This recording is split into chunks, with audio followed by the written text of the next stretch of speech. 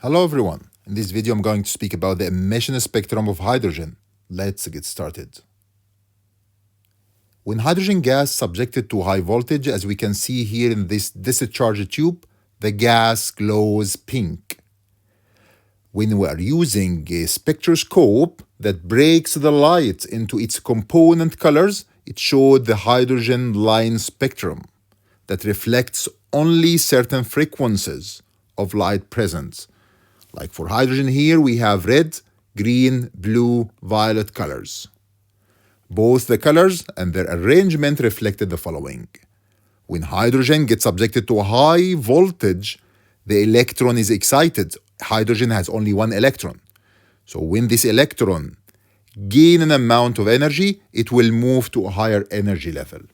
So if we have this electron here, subjected to high voltage, so it's gaining energy, so this electron will move to second energy level, third, fourth, fifth, or even energy level number 6, and it's all depending on the amount of energy gained by the electron. This electron will never be stable at high energy level, and it has to return back. So electrons are unstable at high energy level and will return to their original level. And an energy in the form of a photon gets emitted, giving what's called the line spectrum for hydrogen atom, which is a fingerprint for each atom. Each line in the spectrum comes from the transition of an electron from higher level to a lower one.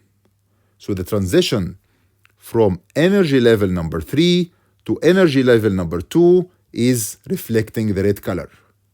The transition from energy level number 4 to energy level number 2 is reflecting the green one.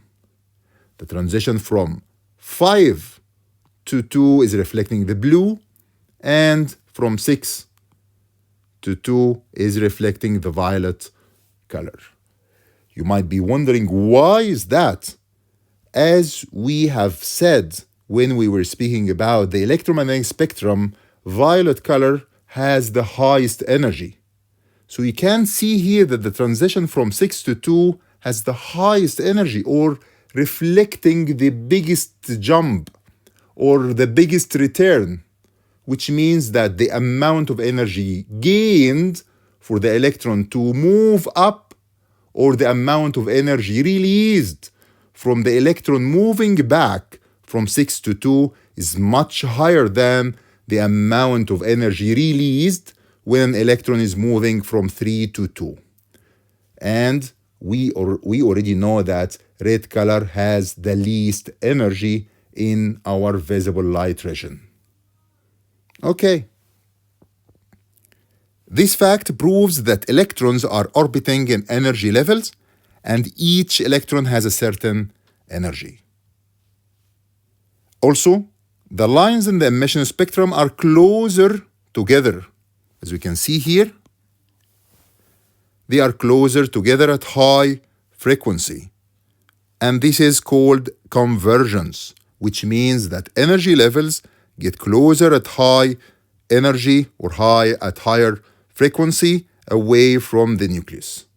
So we have to always remember that when an electron is absorbing an amount of energy, it will jump, it will move to a higher energy level, but will not stay forever in this higher energy level. It has to return back to its original level.